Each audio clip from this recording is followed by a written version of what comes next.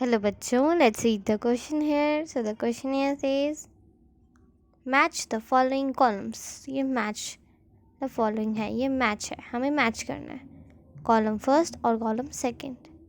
Column first में क्या है?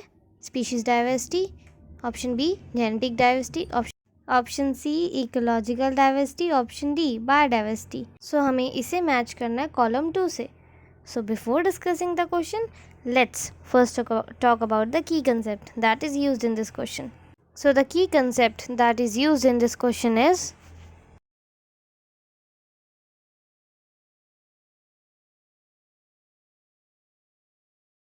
biodiversity.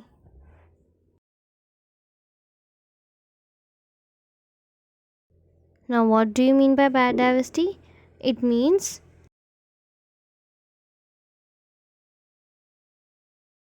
diversity in life forms. Life की अलग अलग फॉर्म्स में डाइवर्सिटी को हम बायोडाइवर्सिटी कहते हैं. Biodiversity influences biotic interactions. So अब हम बायोडाइवर्सिटी के कुछ मेजर डाइवर्सिटीज़ की बात करें तो पहला है जेनेटिक डाइवर्सिटी,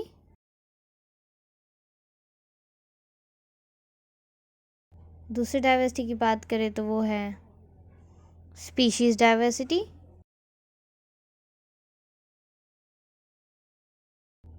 और तीसरी की बात करें तो वो है इकोलॉजिकल डाइवर्सिटी.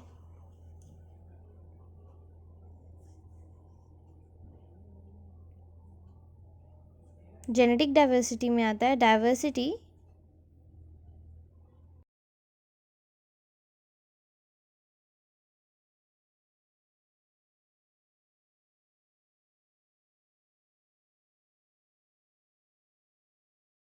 इन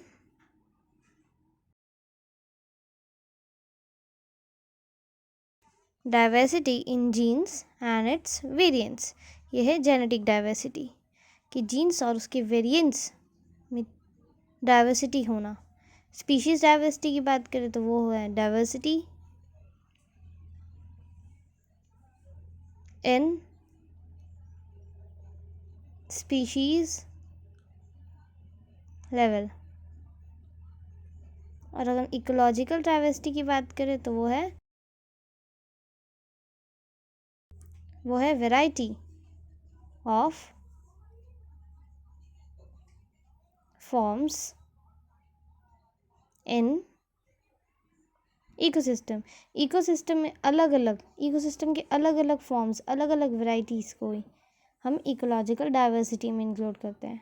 अब अगर हम इसी को देखें और अब क्वेश्चन पे सबसे पहले है स्पीशीज़ डाइवर्सिटी. स्पीशीज़ डाइवर्सिटी को हम किससे मैच करेंगे? पहला क्या है? Influences biotic interaction and stability of community. नहीं. दूसरा है is the variety of forms in ecosystem. नहीं. Third is influences adaptability and distribution of species in diverse habitat. हाँ, थर्ड है स्पीशीज़ डाइवर्सिटी. तो ए का 3 हुआ. अगर हम बी देखें तो वह है जेनेटिक डाइवर्सिटी. हमने पीछे भी डिस्कस किया था कि जीन्स और उसके वेरिएंट में डाइवर्सिटी हो उसे हम जेनेटिक डाइवर्सिटी कहते हैं. तो ये मैच किसके साथ कर रहा है? ऑप्शन 4 के साथ, जिसमें लिखा है is the occurrence of different types in different ecosystems species of organism with the whole range of the variants and genes. तो बी का हुआ ऑप्शन 4. थर्ड की बात करें तो वह है इकोलॉजिकल डाइवर्सिटी. हमने डिस्कस किया था कि इकोसिस्टम के डिफरेंट वेराइटीज़ को इकोलॉजिकल डाइवर्सिटी कहते हैं. सो सेकेंड ऑप्शन में है ये लिखा कि is the variety of forms in ecosystem. तो ऑप्शन सी का हम लिख देंगे. और अगर हम डी की बात करें तो उसमें लिखा है बायोडाइवर्सिटी. हमने पीछे भी डिस्कस किया था कि बायोडाइवर्सिटी क्या है? It influences the biotic interaction and the stability of community. तो डी का हुआ 1. सो हमारा करेक्ट आंसर ऑप्शन डी हुआ, क्योंकि डी के साथ ही मैच हो रहा है. ए का 3, बी का 4, सी का 2 एंड डी का 1. तो हमारा करेक्ट आंसर ऑप्शन डी है. Hope you understand well. Best of luck.